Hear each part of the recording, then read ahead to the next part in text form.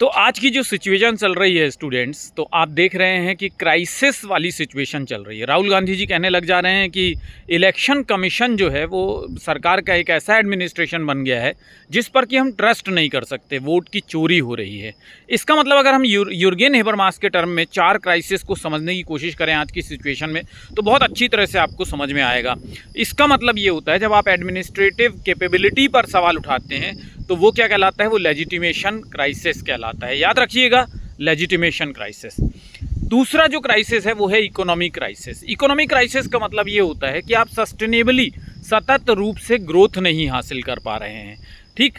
और हमेशा जो इकोनॉमी जो क्राइसिस होता है उसमें जैसे कि कैपिटलिस्ट सिस्टम है, आप कहते हैं कि हम सबको रोजगार देंगे, लेकिन क्या कैपिटलिस्ट सिस्टम में, चाहे इकोनॉमी में, क्या कभी ऐसा सिस्टम हो सकता है कि जिसमें सबको रोजगार मिल जाए?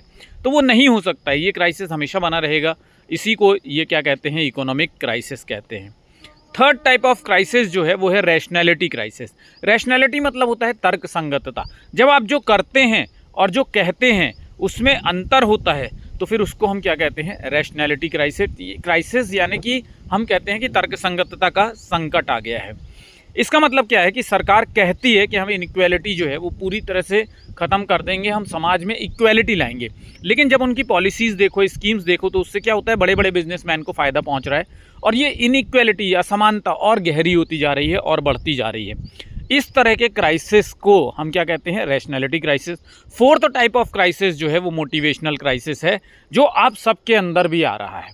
यानी बहुत पढ़ते हैं लेकिन जॉब नहीं लग रही है, ठीक। फिर उसके बाद जो हमारी जो न्यू जनरेशन आ रही है वो सवाल उठाती है कि अरे इन्होंने तो पीएचडी कर ली थी, इन्होंने तो ये नेट क्वालिफाई कर लिया था, इन्होंने तो जेआरएफ क्वालिफाई कर लिया था, लेकिन फिर भी उनकी जॉब तो अल्टीमेटली नहीं लगी, तो हम क्यों पढ़ें?